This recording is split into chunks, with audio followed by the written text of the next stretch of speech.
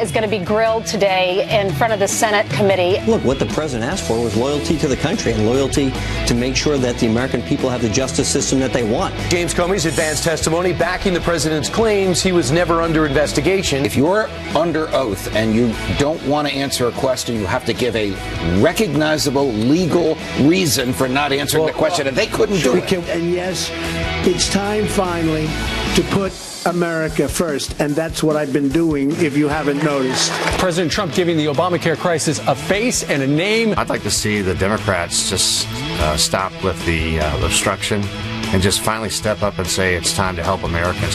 Birthday boy and Vice President of the United States is now on Air Force News. I feel 58 years young. It is time for the CMT Music Awards. The boldest fashion statement came from host Charles Esten, who rocked a romp hymn. I don't think he looks that bad.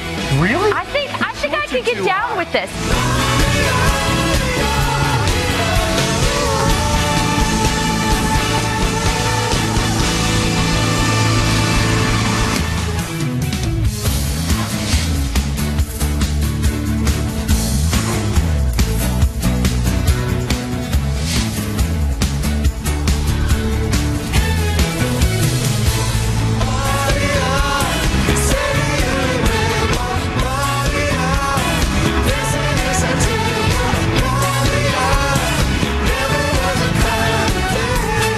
Yep, the party continues. We're hour 3 now of Fox and Friends for this, the 7th day of June. Thank you very much for, or is it the 8th day of June?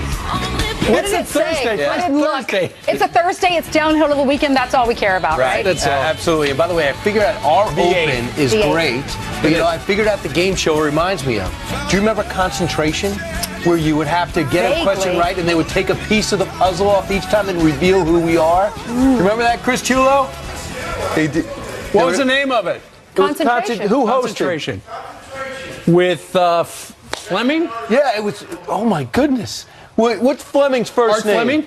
I have no idea. I don't think I ever saw All it. right. It was. You're gonna love it. Back in the olden days. I have to watch it on channel 1028. There's a game show network. It's not as good as ours. Okay. Well, today it's Wheel of Comey. Because today James Comey is going to be on starting 2 hours from right now. You'll see it all right here on the Fox News channel. It's interesting because yesterday President Trump's personal lawyer said that he felt that the president was totally vindicated because James Comey, in a 7-page 3,100 word document, essentially laid out what he's going to be saying today. And he said he did tell President Trump 3 times that he was not under investigation. And, when you frame it that way, suddenly a lot of stuff makes sense. When at one point Mr. Comey writes, the president said there was a cloud impairing his ability to act. And so he wanted Mr. Comey to go out and say, you know what, the president is not under investigation, so there's no show there. Let's move on to something else. But he would not do that. We read the opening statement. It's in our hands right now. Yep. We read it this morning or last night. And it does say that Trump is not under investigation 3 times. It also says that President Trump asked for loyalty and that Mike Flynn, the president said, is a good guy and hopes that he can let this go. And James Comey agreed he is a good guy. Right. And then he said they went back and forth in a way in which it sounds like a bad script. The detail in which James Comey reportedly remembers this is as if he's writing a script. He describes the scene. He describes his feelings. He describes a blank look on his face He's as a if good he's trying investigator. to. Yeah, but he also acknowledges what we've been discussing. It's still his version versus the president's version, and nobody else is in the room. But what's interesting is the interactions with the president, and he does write that during the Barack Obama administration, he met with the president twice. And the second time was to say goodbye when the president was leaving. Meanwhile, Donald Trump, in just a few months, he had actually had 9 different interactions with him. And when you look at the interactions that he has detailed, there's no information that proves a crime. And that is what Andrew Wilkow, the host of the Wilkow Majority, said on the program earlier. Not a crime. Might be uncomfortable, might not be the thing a president should say to the FBI director in that exact language. Not a crime, not obstruction, not a high crime or misdemeanor. He was talking about the loyalty question. I hope you'll be loyal to me. Will you be loyal? Will you be honest? You're right that he met with him 3 times in person, 6 times in a phone conversation. They talked. And Corey Lewandowski said this is what the president does. This shows he's hands-on. He met with President Obama twice. He's met with our president, who's only been in office for a few months now, the current president. And he's met with him already 9 times. So the president, some people say he's going to be live tweeting, but if you look at his schedule, he's going to be too busy to even watch. I'm very curious to see if he's going to gut it to watch. Well, there is there is a bar in Washington. We heard from Carly Shimkus earlier. Every time the president live tweets, everybody gets a free drink. It's amazing, too, because in the past, I think locally, if you think about it, over the last 2 weeks, he has really not touched Russia. And in his tweets, his past tweets, has said the Russia collusion story, a total hoax. He said the real story is the leaks in the intel community and that go right to the Washington Post and New York Times. He also said, Comey better hope there are no tapes of our conversation. So his legal team says, hey, Mr. President, you probably don't want to do this. Let's lay out. And now they have to feel good about what is in and not in this 7-page primer for what we're going to hear today. Now, the big question is, how are lawmakers going to handle it on the right and the left? That's what we asked Senator James Lankford, a Republican out of Oklahoma. Yeah, it's a big difference between not appropriate and criminal in any way. That sounds exactly like the president spoke to every other cabinet official in the process. Remember, what Comey is detailing there is the first week that the president is the president. He's been sitting down with all the cabinet officials. He's in the process of hiring people. And with each of them, we already know, he sat down with each of them and said, I need your loyalty. I need you on this team. So it actually sounds like he's not saying anything different to Jim Comey than he is to everyone else that he said on his team. I need your loyalty. That might have meant I need your loyalty. Don't go out and leak information to the media that I tell you. Keep in mind, James Comey was appointed the FBI director by Barack Obama. And we know from things in the New York Times, for instance, that members of the Barack Obama administration were doing their best to sandbag the incoming president, Donald Trump. So Donald Trump's meeting with the new guy, and he goes, you're going to be loyal, right? Think about it. In Washington, D.C. and in New York City, things are done a little differently. If you're a CEO of a big company and you're going to hire, you have 25 different candidates, and you're wondering, okay, which of those people am I going to interview and hire? Ultimately, you're going to hire somebody for your team who you can trust and would be loyal. Clearly, and I think it was Chris Christie, and Brian was talking about this earlier, Chris Christie said what he saw was a normal New York City conversation. That's just the way people work in business. The fact that we're debating this and legal minds that do this for a living are debating it means it's no hard and fast, oh, this is a obstruction of justice, which means if it ends right now, there's no obstruction of justice. We go back to find out about Russian collusion that may or may not have happened, which doesn't look like it's happened because if you listen to from Maxine Waters over to Senator Warner, they haven't seen it yet. So if there's even a gray area, history says that we're not going to go forward with it. In fact, Jonathan Turley, who most people have a lot of respect for, says we don't indict or impeach people for being boorish or clueless or simply being Donald Trump. He didn't see a lot there. Well, here's the other thing. All the stuff that we have heard that Mr. Comey's going to say has been vetted by Robert Mueller, the special investigator in this. If there is a smoking gun, and there's no suggestion that there is, it's not going to be there because that would screw up the case. So this is the stuff that has been okayed by the Department of Justice to present today. Is there other stuff? We don't know. But probably by now, we would have heard it. Lindsey Graham said that's why he doesn't think there's obstruction of justice, and he's coming up later in the show. We're going to talk to him. Leaders of the intel community, other leaders of the intel community were grilled on Capitol Hill yesterday. You have the intel director, Admiral Mike Rogers, and you had NSA boss Dan Coates. They said they have never been asked by the president to do anything fishy or anything wrong. Listen. To the best of my recollection, I have never been directed to do anything I believe to be illegal, immoral, unethical, or inappropriate. And to the best of my recollection, during that same period of service, I do not recall ever feeling pressured to do so. I have never been pressured. I have never felt pressure to intervene or interfere in any way and shaping intelligence in a political way. He may not have felt pressure, but if he's even asking, to me, that is a very relevant piece of information. Never pressured. Right, and that's key because even if you look at Alan Dershowitz, he says, I'm looking at this, says you are not commanded, you are not directed to drop the prosecution against Mike Flynn. The president has a right to suggest what he wants to suggest. So he said he also, by the way, could have pardoned Mike Flynn right there and just put this whole thing to bed.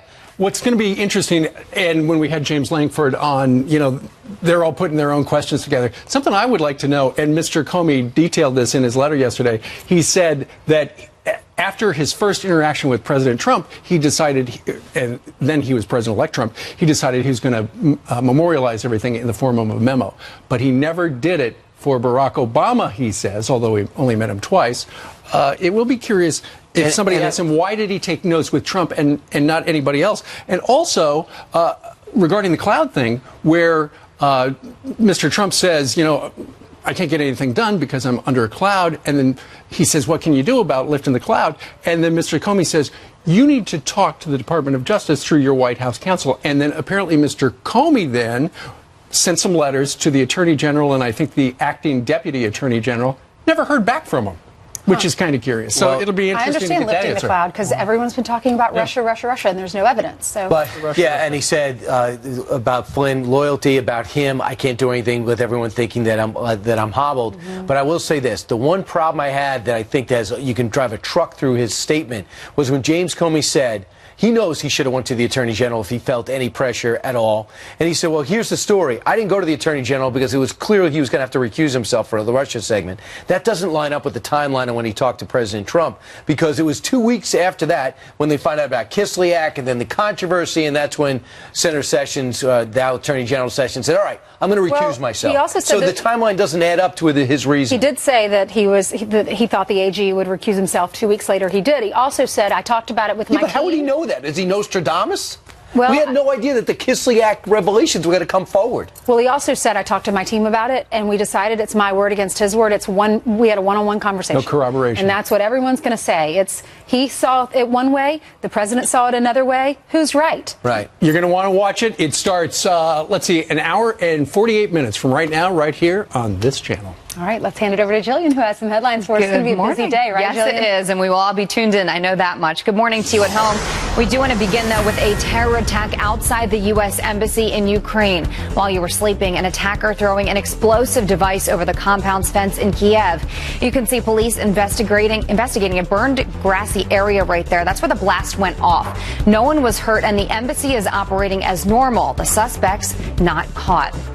We just got our hands on dramatic new video that shows the terrorists in London stabbing a man and then police shooting them dead. Now, we do want to warn you, though, this video is graphic. It begins with the 3 cold-blooded killers armed with knives hunting for more victims. One seen in this heart-stopping moment, lunging and stabbing an innocent man just walking down the street. The other 2 terrorists join in, the victim falling to the ground, and right here within seconds, you can see the armed officers pulling up. They jump out so fast. Take a look. Their car is still rolling down the street without them in it. The cops then killing the terrorists with a hail of bullets, putting an end to the horrific rampage. 8 people were killed, 48 others injured in the massacre. Security now taking center stage as voters in Britain head to the polls in the general election. Let's look at your headlines, guys, and you look at that video, and it's so frightening to see that, but you can see how fast the police were able to respond. 7 or 8 minutes from the start to the finish. All right, Jillian, thank you very much. Jillian. Coming up, the Commander-in-Chief putting policy in action. It's time, finally, to put America first, and that's what I've been doing, if you haven't noticed. A lot of Trump voters still on board. The dials that you won't see anywhere else, next. And she's accused of leaking classified information. This morning, reality winner telling her mama she's scared.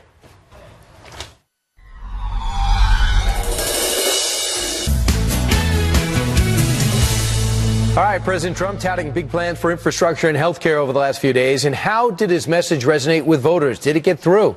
Lee Carter is a president and pollster with Maslansky and Partners, and she just put together the president's dial test.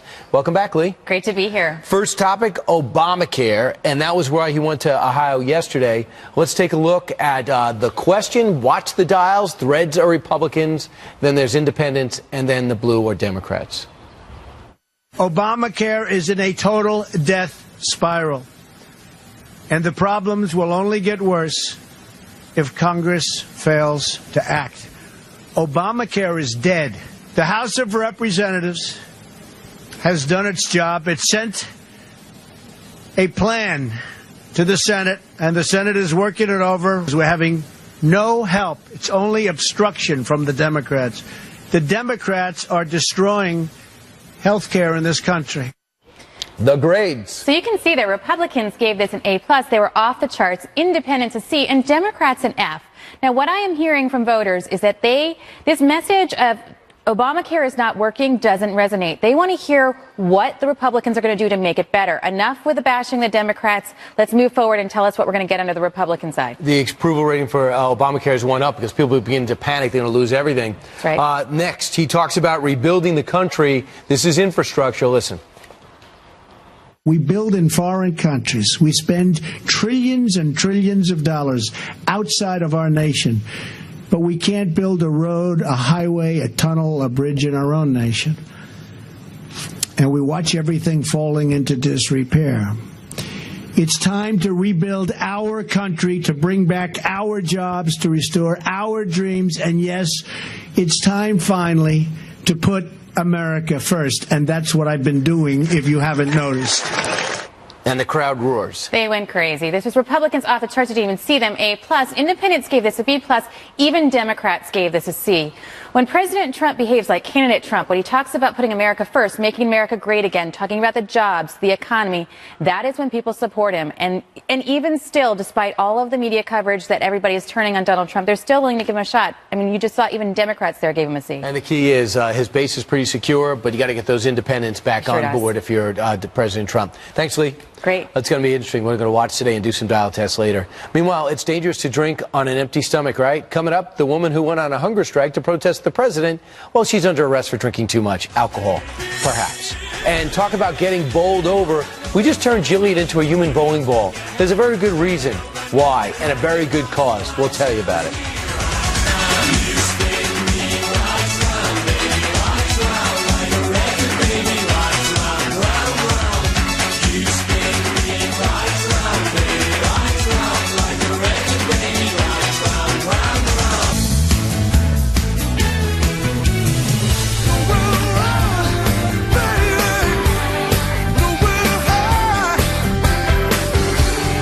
What are we doing outside? You'll find out in a second, but first we got some quick headlines for you.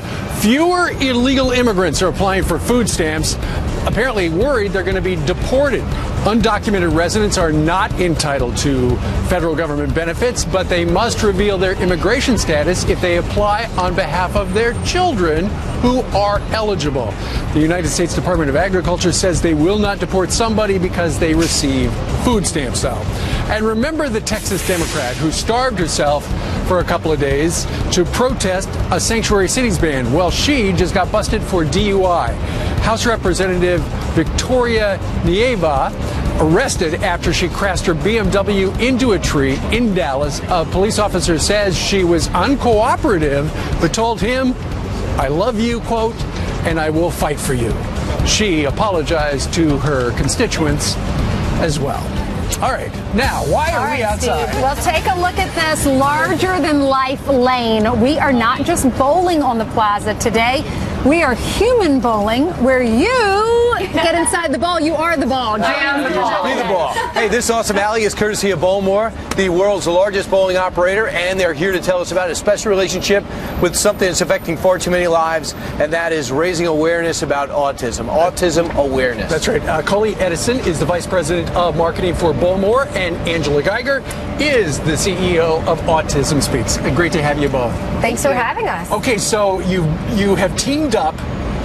We've got human bowling here. In reality, you're going to have regular bowling, right? That's right. So we're really happy today to celebrate our Bowl Summer Games program. So this is our season pass, which allows you to bowl every day of the summer for one low price. And we've teamed up with Autism Speaks today. So every pass that you purchase on bowlsummergames.com will donate $1 to Autism Speaks. How much is the pass? The pass starts at $9.95 for kids and $15.95 for adults. And different prices throughout the country, but you can bowl at any of our over 300 centers. That's great. Angela, how important is this? Oh, it's so important. You know, Autism Speaks is about enhancing lives today and accelerating a spectrum of solutions for tomorrow. And sensory-friendly activities like this make such a difference for people on the spectrum. Right. And also just to have an awareness, too, because it affects so many families. Oh, it does. And, you know, it's so important, to, if you're worried, to get an early diagnosis, to get treatment. And really, autism affects so many people in so many different ways throughout the entire lifespan. Well, thank you for what you do. Your organization's amazing. All right, Coley, and thank you for teaming up with them. That's so great. Yeah, we're super excited about it. Let's get started. Let's this is do so it. fun. Jillian, are you ready? First of all, we're going to zip her up. Oh, gosh. This is how she Jillian, be the ball. All right, you are we the seeing a ball. wide shot and see where the goal is here? Jillian, do you know how to work that? I do. Are you ready? She's ready to Do stand you up. want us to push you, Jillian, or do you feel more comfortable? No, you're going to walk. There Okay. you can see the pins. All right, 3, 2, 1, go. Wow, look at, Let's see if she look can at that strike it movement. Girl. All right. Oh, there you go. Oh, I'm Took a sorry. while. There's Okay. one pin left. There you go. All right, Jillian, one more time. All right, one more time, Jillian. One more time. Oh my gosh. One more time. One more time. Wait, you guys have to let me walk it. Let's go. Let's go. Push her back. Okay, you ready? There you go. Got to do this myself. Okay. All right. Now get out of the this way, is like Brian the and Steve. 1940s bowling. Get out of the way, or Okay, you're going to be right. knocked down. Okay, come on down. Okay, Let's Jillian. go. Oh, man. She's not Go going Come on, for it. Jillian. Get it right this time. Steve. Don't let the show down. I'm not. Come on. There we go. I'll save you. I'll save you. Yes. That's good. There you go. Steve.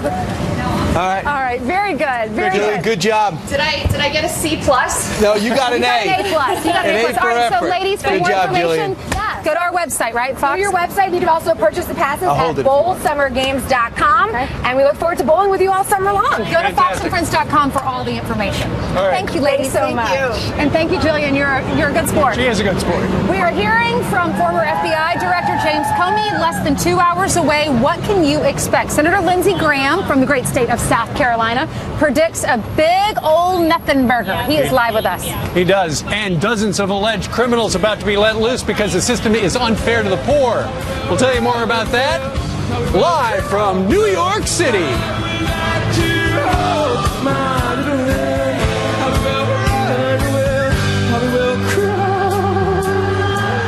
Send me on my way. Send me on my way. Send me on my way. Well, o'clock. Lindsey Graham, I'm sorry, Brian, what were you going to say? 10 o'clock it starts. 10 o'clock, yeah, we're going to That's hear right. James Comey speak at Capitol Hill. We are joined now by Lindsey Graham. He is a senator from the great state of South Carolina. Good morning to you, Senator. Good morning. Senator, after reading the 7 pages, what do you now know about this situation that could tee up something for today? Here's what I know, that the President of the United States is not under investigation for colluding with the Russians, either counterintelligence-wise or criminally. Comey tells us that. I've always believed that. Secondly, the fact that he's appearing before the committee tells me that Special Counsel Mueller has determined there's no obstruction case here, because if he had determined that, you wouldn't let your chief and only witness testify like this. So from the President's point of view, it's a good day. No obstruction of justice. No collusion with the Russians. The investigation will go on. Yeah. So what do you make of the fact that the President of the United States came out and in, for instance, that letter where he fired Mr. Comey, he said, look, you know, remember, you and I talked about how I was not under investigation 3 times. And it sounds like during one of the interchanges they had where he was talking about how the president was, how there was a cloud over his administration. And essentially, is there anything you can lift the cloud? He was saying, the way I interpret it, can't you do something to get the word out? I'm not under investigation, so I can get on with my agenda. Is that how you see it? Yeah, totally. See, here's what frustrates the president. You know, he's not colluding with his own government, much less the Russians. So he's frustrated. I didn't do anything wrong, and this thing hangs over my head. Yeah. Well, there's a process here, Mr. President. Nobody, Comey is telling the country there's no evidence you colluded with the Russians, but we got a special counsel now, and he's got to do his job. So he's frustrated. I think he's frustrated that General Flynn, who got fired, is they're going too far with him. So if you got somebody you like, you kind of weigh in on their behalf. Right. The other side of the story is that you shouldn't pull the FBI director out by himself. You shouldn't be talking about loyalty. You know, if being rude and crude and sometimes a bull in a china shop is a crime, he's convicted, but it's not. Donald Trump got elected to be the bull in the china shop for the American people, to break up Washington to get it to work for them. In this case, I'm convinced that the president did not obstruct justice, and so is Mueller, or Comey wouldn't be testifying, and there's no evidence of collusion yet, and you just got to be patient and let this thing go forward and get back to governing the country. All right, so you say it's not illegal for him to ask for loyalty. It's not illegal for him to say that Mike Flynn's a good guy and that he hopes that he can let things go. Isn't this why the American people elected him, though, because he does things differently?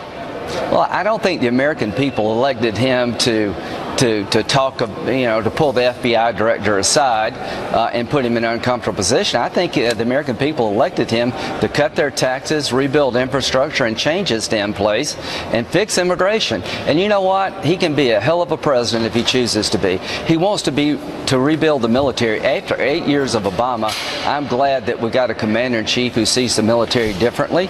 I want to help him cut taxes, replace Obamacare if we can. That's what he got elected to do. Right. And here's where he's failing, in my view. He doesn't get that the reason he's in trouble is because of Putin.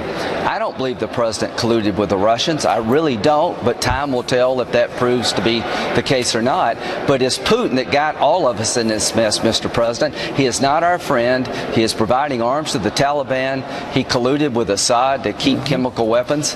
And you need to go after Putin, because Putin's your biggest problem right now. Right, Senator, I know you're frustrated that this is not in front of the Judiciary Committee.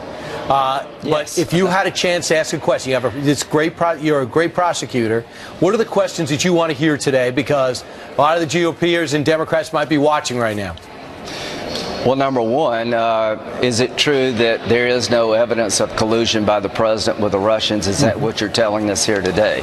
Secondly, when it comes to obstruction of justice, you said to the whole world that Clinton wasn't guilty of mishandling classified information. Why can't you tell us whether or not you think what the president did with you was obstructing justice? Why can you let Clinton go and you can't speak directly regarding Trump? And oh, by the way, on May 3rd, when you were under oath, didn't you say that nobody was interfering in the investigation, put any pressure on you? I'm not here to beat up on Mr. Comey. He served his country well. Both parties thought he had to leave. It's not about Comey, it's about Russia. The one thing I can tell you about our president, as of this moment, he is not under investigation for colluding with the Russians, and I don't believe anybody with a legal background could prosecute this case for obstruction of justice. And I wouldn't beat on Comey. I'd just make those two facts, lay out those two facts, and I'd move on. Sure.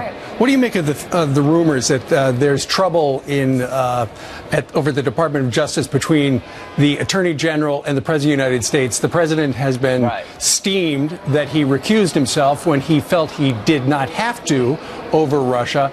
And, there's some suggestion that he offered to resign, according to anonymous sources. What do you make of all this?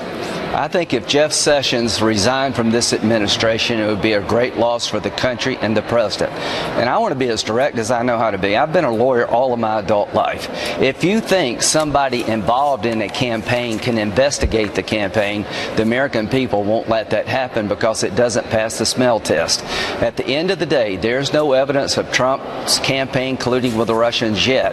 But to suggest that Jeff Sessions, who was an integral part of the campaign, could ride herd over this investigation was never going to happen. It shouldn't happen. Jeff Sessions had to step down under the canons of ethics and the recusal rules of the Department of Justice and just common sense. So if you're mad at Jeff Sessions, then you're mad.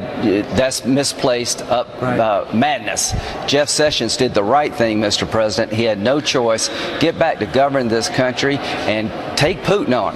He's the one creating all this mess, not Jeff Sessions. But he told the Secretary of State to repair their relationship. That was even over the last week. That's been reported.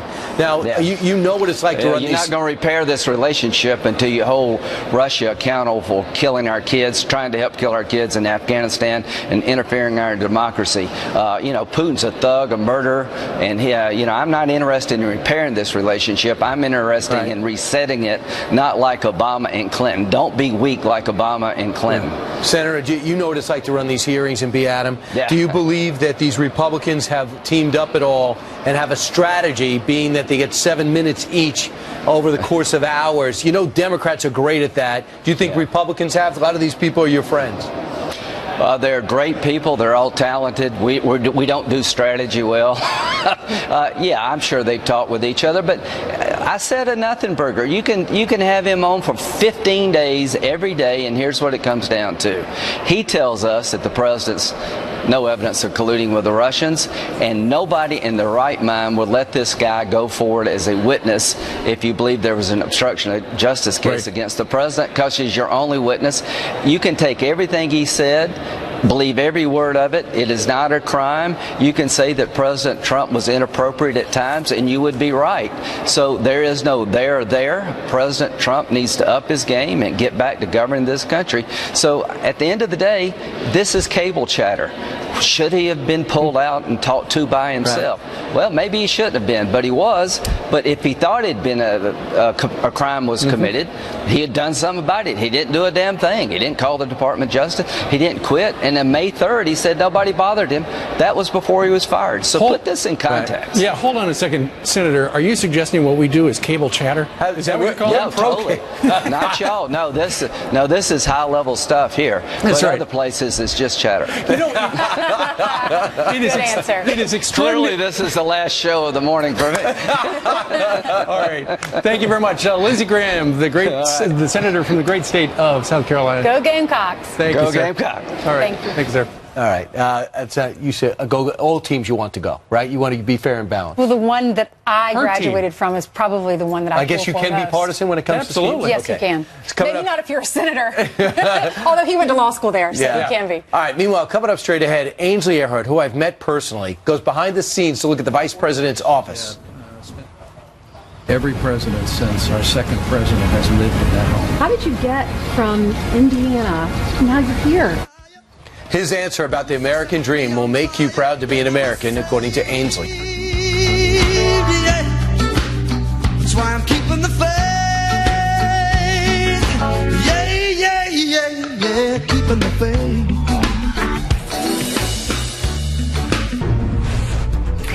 Good Thursday morning. Welcome back to Fox and Friends. We are back with some headlines right now, and yet another about face. The newly released leader of a terror group connected to more than 100 deadly bombings across the U.S. will be honored at the Puerto Rican Day Parade.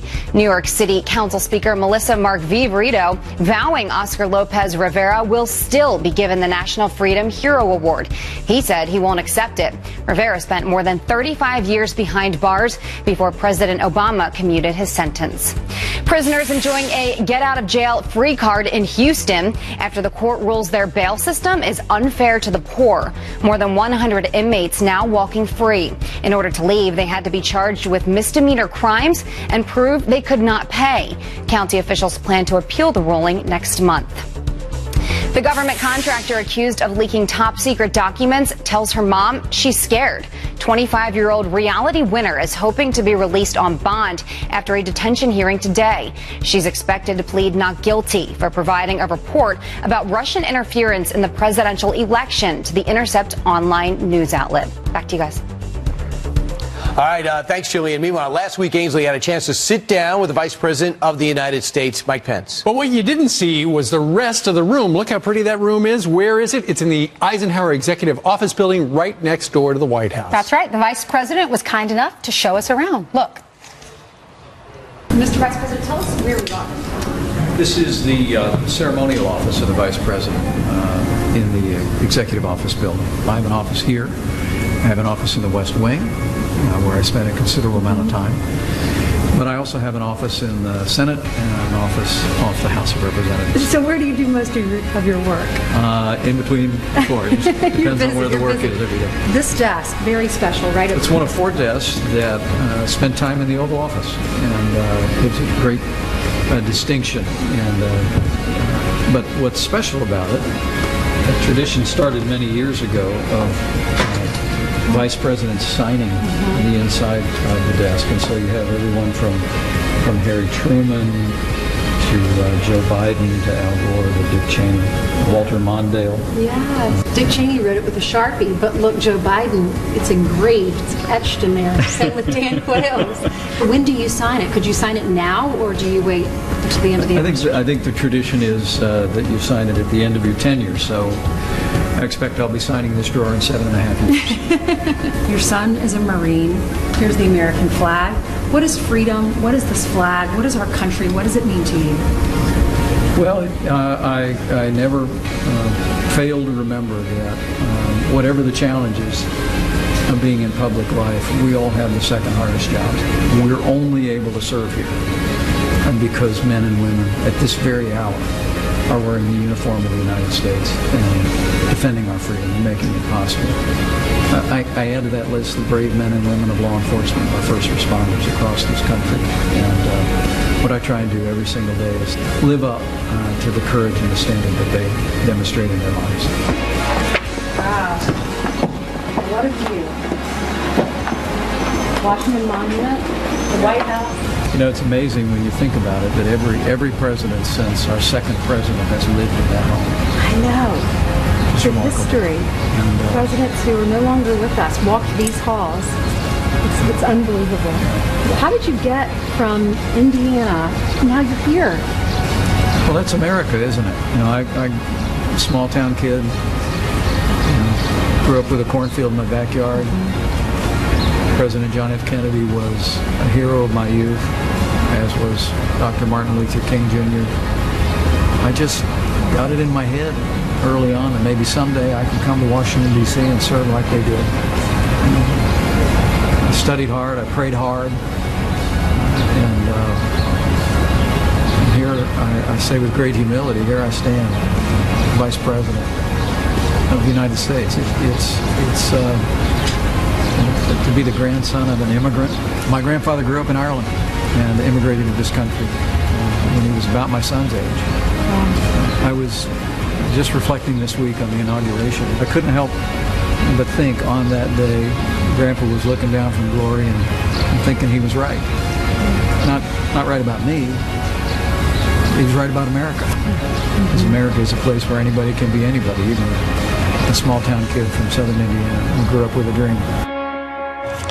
That is so cool to see where his office is in relation to the White House. I know, it's beautiful space. That building is gorgeous. I couldn't handle it. 2 offices, I'd forget everything in the wrong office at the wrong time.